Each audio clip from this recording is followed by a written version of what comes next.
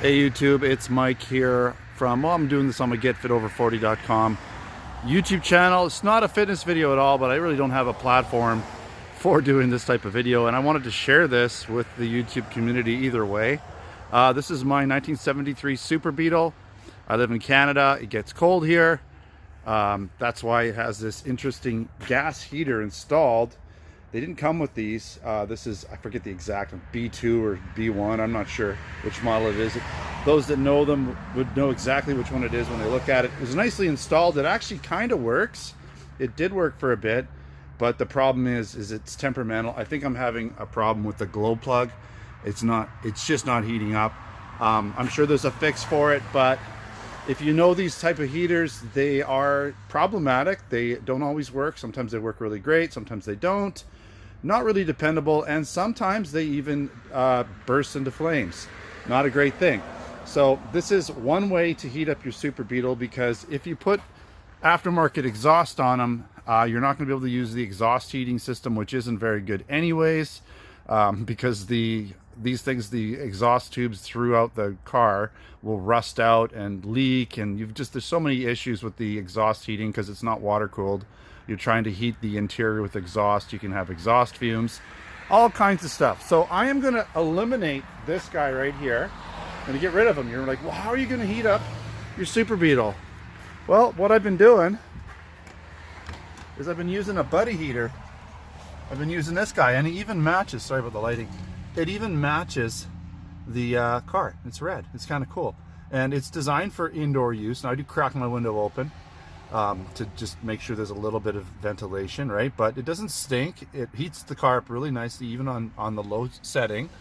The problem I get is my windows still like to fog up a little bit, because the blower for the windows is actually, it comes in here. It's a fresh air vent that comes in, and it goes into that box there, which is actually behind the heater, right? It goes into that box, and then it goes back up into your vents inside, but it brings in cold air. It's a fresh air blower.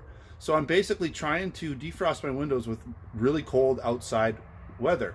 So what I'm going to do, the plan here is to eliminate the heater and then use this in vent here, take my air in from this vent, which comes from the cab that goes to the heater, but I'm going to keep that. I'm going to go into my fresh air box and go right into the vents inside and eliminate the outside temperature and do like a recirculation type thing. My motor inside the blower is going, it's making all this noise anyways. It needs to be replaced, and the Bosch one is like $200. So I bought this guy here. It's actually a blower for a boat blower, a bilge blower.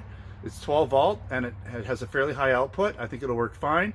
And I'm going to rig it into the black box there, the air intake box, and into the car so that I can run it through the vents.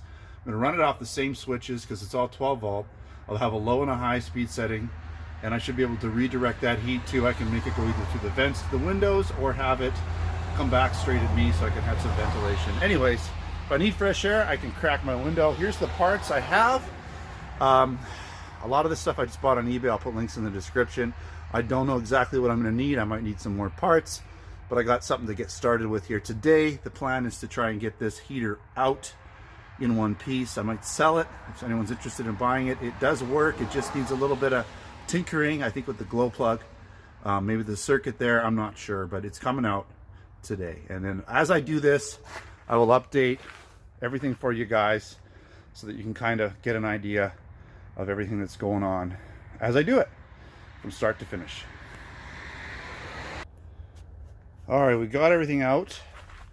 So this is the fresh air intake box, and this tube goes here. I'm going to keep that one because I'm going to hook it right up to my, basically this will line up perfectly with that.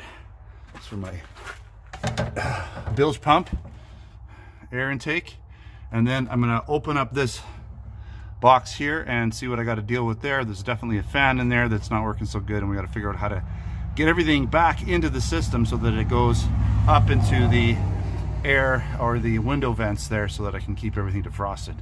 All right, so all the parts are down here that I took out, well, most of them. A couple parts I didn't remove like just a few things that wires and stuff that I left, but I just taped them off. The gas line that went in, I basically sealed it off. I've also got an exhaust port that I'm going to have to seal up at some point, just so the water doesn't get up and in here. Probably just some sort of rubber plug that I could put on there. Yeah. All right, the cover's off. Everything's kind of roughed in. I can't really show you right now. Pretty much what you're going to see next is everything kind of in place.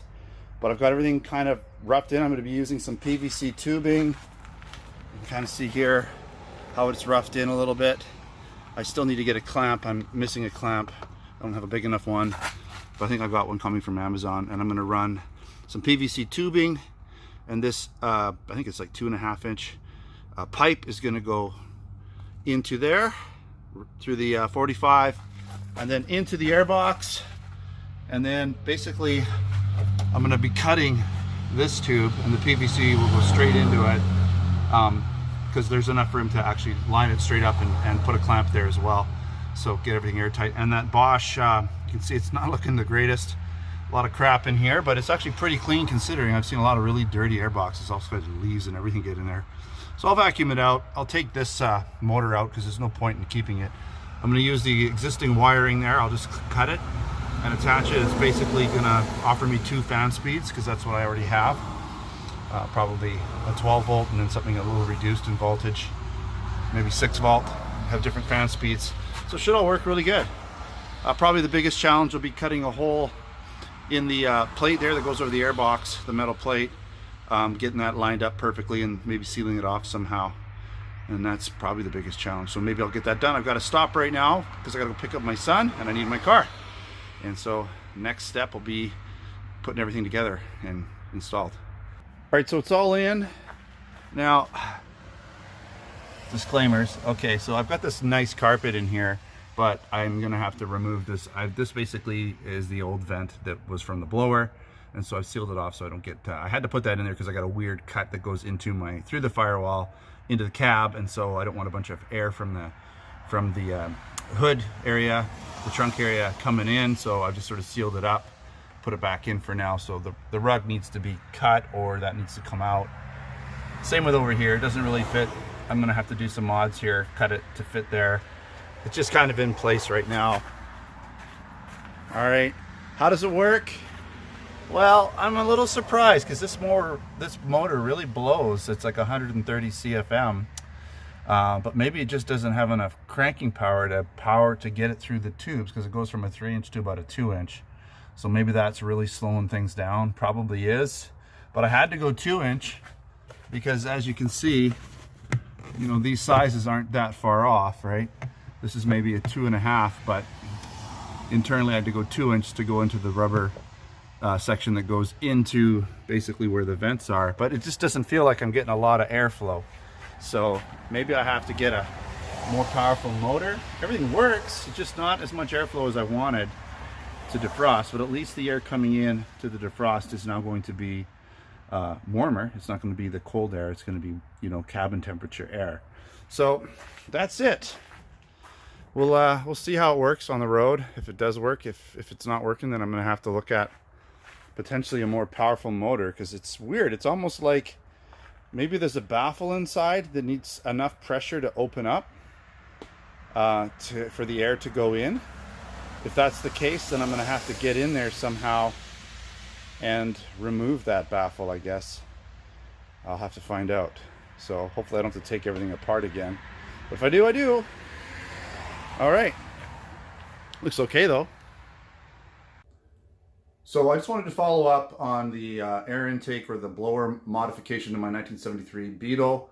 And so apparently we're not finished with this mod because, well, at the end of the day, it just doesn't have enough airflow. So it's not really an airflow issue. It's more of doesn't have enough push. So the motor does actually send a lot of airflow. It's capable of sending a lot of air through it, but it doesn't have the torque, I guess, behind the motor, or the amperage is what I'm trying to say, to push anything. So if there's any resistance going on, and apparently with these Super Beetles, there's going to be some airflow resistance to the tubes and everything inside. Once you get it into the intake area, so it's basically a 2-inch tube that goes through the box, there's some other tubes, smaller tubes that it kind of gets separated into. So all of that rerouting and smaller tubing and changing from the vents to the ducts and different things causes resistance, you know, airflow pressure buildup, I guess you'd say. And so bottom line is this pump is just not powerful enough at 2.5 amps. It doesn't have enough amperage to push the air to keep it going. And so I've ordered another inline motor that should bolt in there pretty good. You can kind of see it. This isn't exactly it, but it's similar to the one I've got. There's a bunch of these you can get from different places with basically different ECUs and stuff. So it's capable of spinning up to around something like 55,000 RPM. It's basically a CPU, I guess, server fan to cool down CPUs, either CPUs or possibly hard drives in servers. And it's got a metal unit. It can literally, even though it's a fairly heavy unit because it's metal, it can push itself across the table. So it definitely has some power.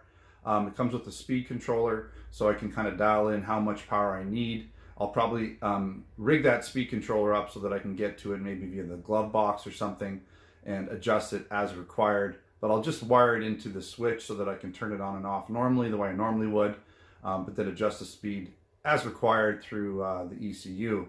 So this guy has like 16 to 20 amps worth of power. I'm not sure. There's a couple sites that say different things. On this site it says 16.5.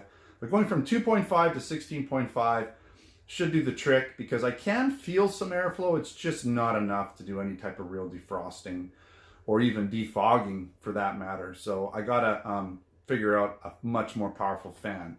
I imagine the Bosch fan that was in there had a lot more amperage. Oh, there goes my computer. Than the little one that or not the little one, the big one that I put in there that just doesn't have enough amperage.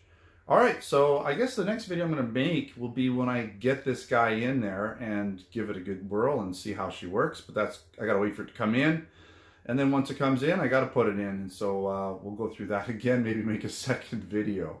All right, thanks for watching. Don't forget to subscribe. Until next time, take care.